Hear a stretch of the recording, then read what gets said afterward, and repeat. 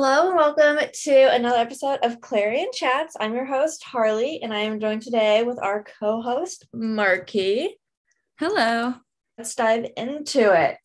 So, first thing in Sinclair news, a lot of upcoming events for October, including our theater department, who will be putting on their first set of shows in October. It's a show called She Kills Monsters. I've never heard of this show before, personally. I haven't either. I actually had a meeting with the director yesterday, and I'm pretty sure it's a Halloween-based event. It's a comedy, though. Yeah, that's what I've heard. It's a comedy, but I don't know too much about the comedy, but I do agree. I do believe this is supposed to be like more of an October kind of Halloween themed show. From everything that I've read about it, it's like a drama comedy. So a little bit of suspense, a little bit of laughter, which is like a good little thing to, as a first show, I guess, to have something that can benefit both comedy and drama. But also the good thing about it is tickets are on sale now on the theater department's website, and there's a few performances that are ASL interpreted. Make sure to get tickets to those specific ASL performances. They'll tell you when you get your tickets, like they'll have a note that tells you that this is an ASL interpreted performance. So I think that's pretty cool that we have that accessibility. Tickets for that cost $18 for adults and then $15 for students and seniors also. Okay, yeah, that's good to know. Yeah. The Clarion is also holding a contest for free tickets to the show. Go to our social media, which is at Sinclair Clarion, for more information. I was thinking about going, but I also might wait until the Christmas show in December, which is like a Charlie Brown Christmas. Yeah, she said they thought this is their they do it annually, and then this is their 7th year. Oh, that's exciting. Okay. Yeah. Good team. Their tradition, I guess. That's cute. But for more information about drama club shows or any other events coming up in October at Sinclair, you can visit Sinclair's website and check the events calendar. Other Sinclair news, well, this is also going to be like Dayton news. So like, what's our local news? The city of Dayton has just reinforced their mask mandates, requiring masks no matter where you go. So restaurants, shops, if you go to see a show. Anything just indoors. Right now it's anything indoors. I don't know if they're planning on enforcing the mask mandate for like festivals outdoors. They might, but right now everything I've read is indoors. But I could see it turning to everything. Yeah, we'll probably get there. Yeah, and that's what I'm saying. Like it could happen with everything. But like with Sinclair, since Sinclair, the main campus is in Dayton, obviously, Sinclair already reinforced a mask mandate not too long ago, but they were kind of like a little flexible with it. Like you didn't have to wear one outside, like you only had to wear it in the classroom or certain areas. Now it's like, since Dayton, the city, is reinforcing it, Sinclair might have to be a little bit more strict with their mask mandate. I know Dayton Live, which is at the Schuster Center, they have all their shows, their theater shows. They were already going to require a mask, but now they're going to require proof of vaccination or a negative COVID test in order to see your Broadway production, that whatever tickets you got for. So like, that's interesting. Yeah, I feel like a lot of things are turning into that way. Yeah, I know a lot of places are starting to either show proof of vaccination or the negative test. A lot of concerts are starting to say that you have to show proof of vaccination or proof of a negative test. So I definitely agree with you. It's definitely starting to become more of the norm. It's like ticket please and proof of vaccination. Yeah, your card. Yeah, I've been seeing for like recommendations, it's like to bring a picture of your card, so that way you don't lose like the actual one. Like a lot of things that I've seen have like recommended don't bring your physical actual card, but like a picture will do. Yeah, a picture will do. I actually have like a copy of mine. Like when I got mine, I copied both sides of it Oh, that's smart. and I just taped it together. That's And the smart. thing So is, that way you it's have like a waterproof. backup, you know? Yeah, I have like a backup. And when I taped it together, I like really taped it. And now it's waterproof. It's more sturdy than your original. So I have a backup that I bring with me. Um, but yeah, if people they recommend that the whole picture thing is a picture. A picture is always nice. I would, especially if people have like an iPhone, I would favorite that picture so that way when you go Yeah. to your photo album, it's like in its own little favorites folder. That way I was you get honestly the like, time. I was kind of surprised that they like allow that because you know, like sometimes if like you need like your ID and you go out to like a bar or something that you need to get in, a lot of times they don't like accept pictures of that. So that was surprising to me that they were accepting pictures for a Vax card. Yeah. Well, I also think like it's a little different. Like since your ID it has like your birth date and all this other stuff on it. Yeah. I think that they do that because it's like, oh, did you like edit this? But at the same time, like people could edit a vaccine card. Yeah. You know, So it's definitely an interesting concept, but from what I'm hearing, they are accepting pictures of your vaccine card. Um, like that's probably honestly better because I know how I am and I like to lose things. uh, Yeah, what is the new stuff for the Tartan Marketplace? what do you mean the new stuff? Like the food. I don't know what's going on with the Charter Marketplace. I know that they had like their salad bar or whatever, but It said there are some new exciting things at Sinclair's Tartan Marketplace. Enjoy your next meal on campus. yeah, I don't know. I think like I know they added a lot of stuff, both Oh, like it says they have breakfast sandwiches now that are available until 10 in the morning. So that's nice that they have like a little breakfast. yeah, that it's nice, especially for students who have like earlier classes who might not have time to grab breakfast. Yeah, and it says that they're featuring killer brownies, city baking, and quick eats. Yeah, and that's the thing with this whole COVID thing that unless they're like individually packaged, they might have to shut it down. Oh, I didn't think about that. Hmm. So that's the only problem with that is if they're not individually packaged, then they might not be allowed to do it, especially if places are reinforcing mask mandates. Yeah. Good old COVID. Right. It's that's all it's ever about anymore. The Tartar Marketplace is still open for serving food as of now. There's a lot of interesting outfits at the Met Gala. Oh yeah, okay, we can move on. Moving on to Monday, September 13th. The Met Gala returned after a year being gone, and because of COVID kind of stopped a lot of things last year, kind of put a pause on a lot of things last year, and the Met Gala was a victim to it as well. So the theme was in America, a lexicon of fashion. And I don't know about you, but I was disappointed in the looks. Yeah, I didn't think they were very like flashy. They were disgusting. So many felt so flat. I think for the first Met Gala back after a year, Yeah, they could have done a lot better. they could have done so much better. And it was like, oh, I'm going to play it safe. I'm going to play it safe. I'm going to give you garbage. Like, no.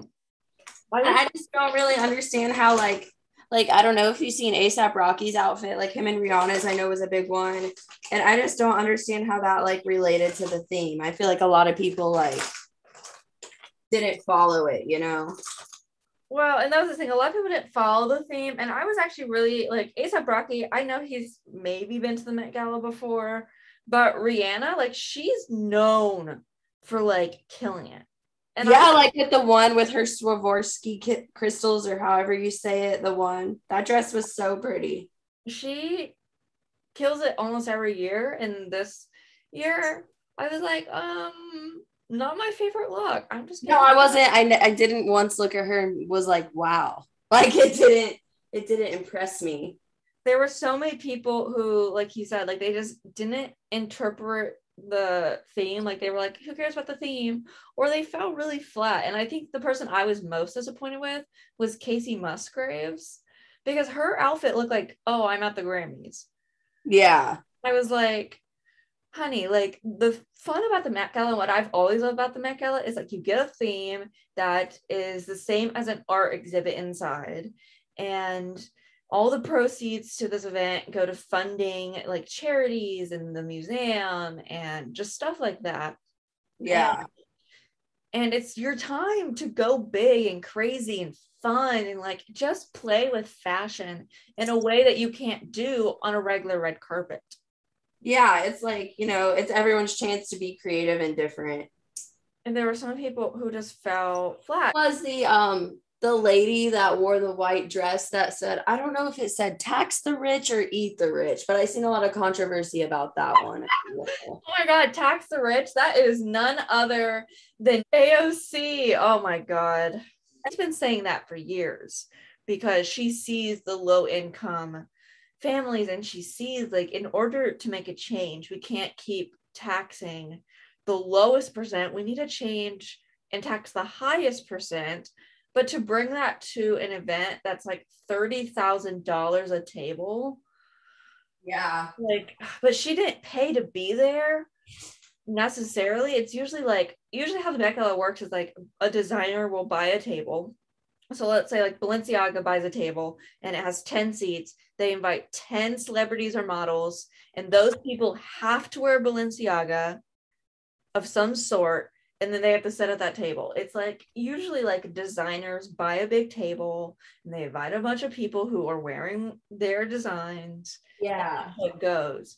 There was speculation though that she did pay for her own ticket, but that was never confirmed. I was like, I think people were just saying that to make her look really bad, especially with the message on her dress. But I think if anything, she was invited. It's almost unheard of for celebrities to buy their own ticket to that event, like unheard of. But Okay. Anna Wintour has the last say. Anna Wintour, she's the editor-in-chief of Vogue. It's like her event, like it's known to be Anna Wintour's event, and she has last say on who gets invited. So like if Balenciaga wants to invite all these people, they have to run it by Anna Wintour. Anna Wintour has to then approve who goes, and then after that they have to be like they have to get their outfit ready, and before they're allowed to go to the event they have to set up a meeting with Anna, and they have to FaceTime her, and Anna has to approve their outfit before you're allowed to go, because if you wear anything that's unapproved by Anna, it's speculation you could get kicked out. That was something I happened this year. I was like, Jesus Christ. Yeah, that's so much more official than I had ever thought. Like I knew that she had last say on the invitation, but I didn't know she had to improve like wardrobe and outfit. Yeah, this is her show. Was just like there was very few people who I was like, you did really good. I don't know. There were some people who did really well, and some people who I was like, never gonna invite ever again or step it up. Yeah. They'll learn their lesson one of these days. Well, what sucks, like going back to Casey Musgraves, what sucks about her is the night before at the VMAs, her outfit was so good. So good. It was like, oh my gosh. I was like, I can't wait to see what she's going to do at the Met Gala if she's doing this at the VMAs. And it was literally like, it was just a simple purple plain dress with a big purple feather hat, some red gloves, and a nude heel. And I was like, this is fun. It's crazy. It's interesting. And then flash forward to the next day at the Met, and TikTok star Dixie D'Amelio came wearing a black dress, white gloves, a oversized black feather hat, and nude heels. Like it was the same outfit, just a different color scheme. And I don't think that they planned that because they weren't designed by the same people, from my understanding. But for Casey's like VMA look to be Dixie D'Amelio's Met Gala look, just a different color scheme. I was like, Jesus Christ. No, I'm going to talk about the fact that Dixie, like, yeah, she looks beautiful. She literally looks like Audrey Hepburn, because that was her inspiration, was Audrey Hepburn. But I was like, her outfit's the same as Casey Musgraves at the VMA, it's just a different color scheme. Right. Look great. Don't get me wrong.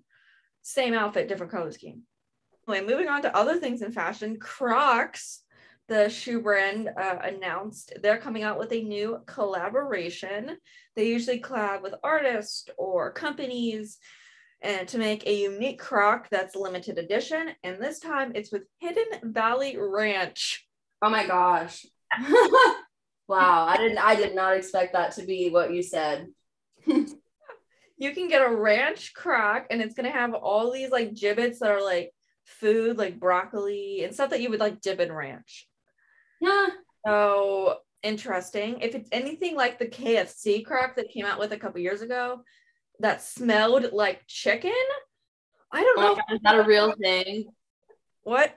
Is that a real thing? Yeah, they came out with a Croc a couple years ago. That was collaboration with KFC, and the gibbets on the Croc smelled like real chicken. That's disgusting. This Croc is any similar. If this Croc smells like ranch, Can you imagine a mix, like you wear one ranch shoe and one chicken shoe? Literally disgusting. This isn't like local news, but so I don't know if you know, a couple weeks ago they had to cancel Bonnaroo because of Ida, and then this weekend in Chattahoochee in Tennessee also they had to cancel Imagine Music Festival because of Hurricane Nicholas. Yeah, they've had to cancel quite a few things because of these hurricanes. I've also seen videos of people like hurricane proofing their house, like literally zip tying their porch furniture to like their porch, like so it doesn't. When Biden got elected, he was talking about, you know, like the new Green Deal or Act or whatever it was, and I feel like I haven't really seen anything start to get done with climate change or greenhouse gases and, you know, the big corporations in America that are contributing to pollution and climate change. Yeah, well, I think most of the reason why we haven't seen much is I do believe they had to put some stuff on pause with this whole Afghanistan thing. Yeah, there's a lot going on, honestly. He's one guy, so I don't really blame him. Like, as the president, I really do feel bad for Joe because he has to like determine what is the priority right now at the moment. Like, he can't tackle a bunch of things at one time as we would like him to. Right. Because like if he focuses too much on one thing and not much on the other thing, then he's going to get backlash. But yet again, he's going to get backlash no matter what. That's people that are in charge like that, no matter what decision you make, it's not going to be the right decision that everybody wants. Yeah, and like right now, like now that like Afghanistan, like we got our troops home and everything, the next thing that he did was he's enforcing companies with over 100 employees to require vaccines or weekly COVID testing. Mm-hmm. And so he wanted to focus a little bit more on COVID because studies are showing that more people are being hospitalized and dying of COVID now than they did when this thing started. Yeah, everybody I like at my work right now, there is at least 8 people that have COVID. Like it's going around really bad again. Yeah, especially this Delta variant, which has definitely been the main reason for this spike. This Delta variant, they've told people like it is more contagious, it is more deadly. Like, please, like take this seriously. And that's why we're starting to see like the city of Dayton reinforce mask mandates. We're seeing Joe Biden doing this. If you have 100 employees at your work, please enforce this new rule. I could see eventually if people don't start listening, we're going to have another country shut down. It's inevitable. I can see it happening. Everyone's saying that like we couldn't economically afford another shutdown, you know?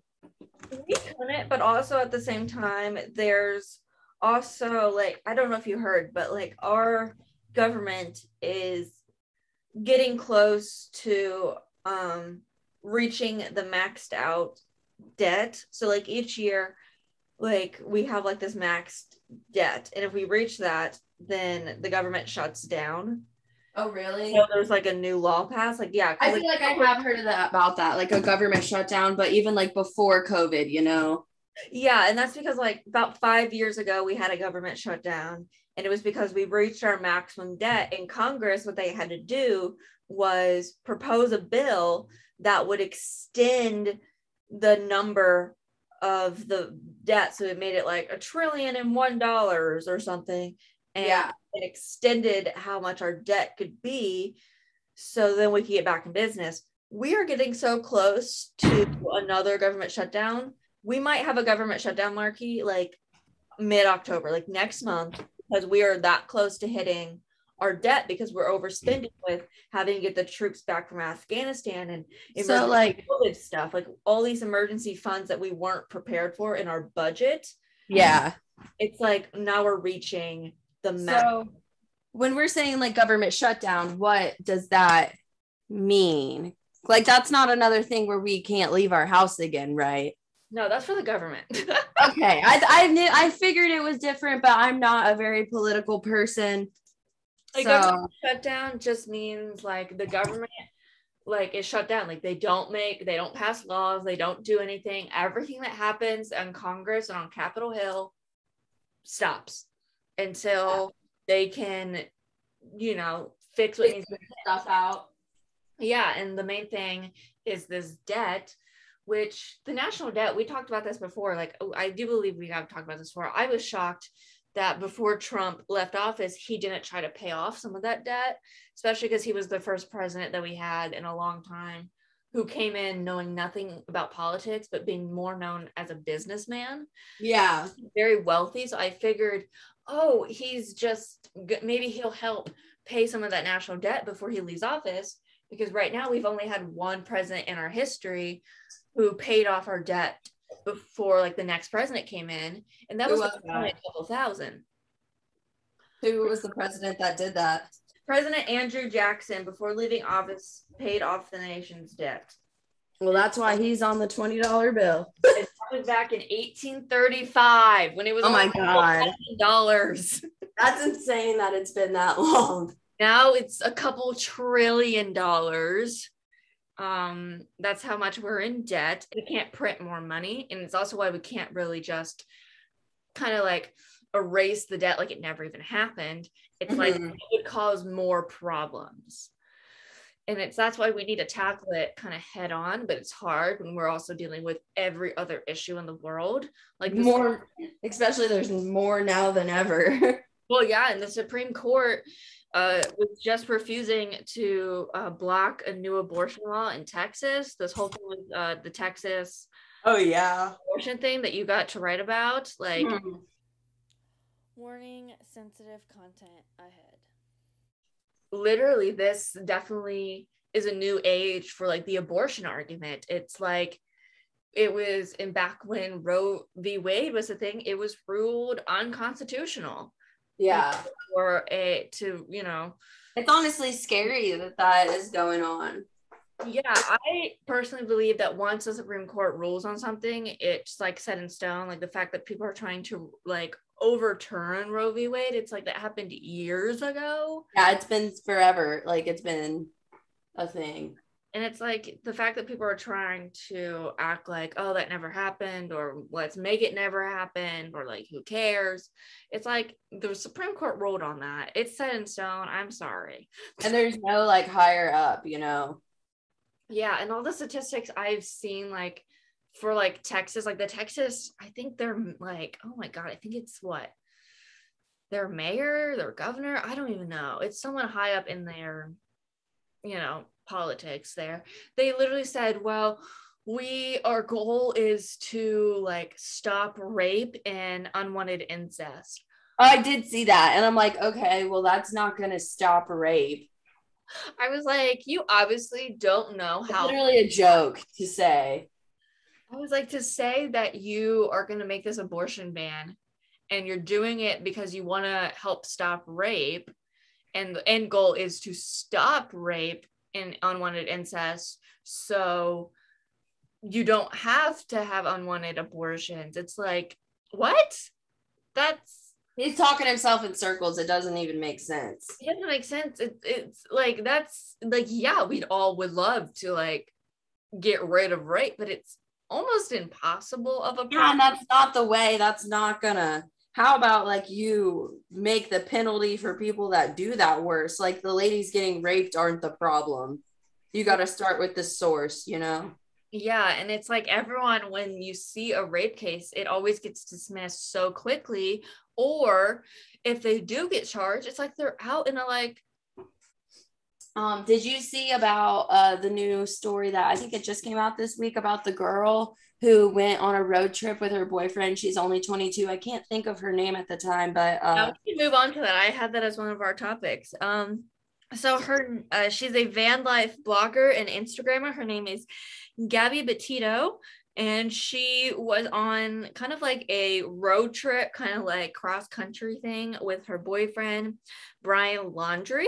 He then returned home without her.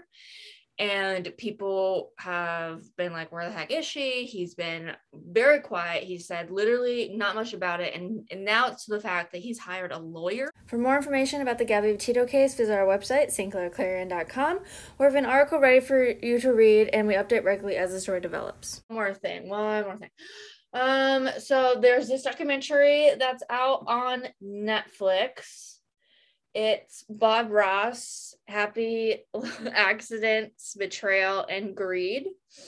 And it has to do with Bob Ross, his life, like how he got into being this famous painter, his life after, after his death. There will be no spoilers of this documentary, as we really recommend you go watch it if you have Netflix.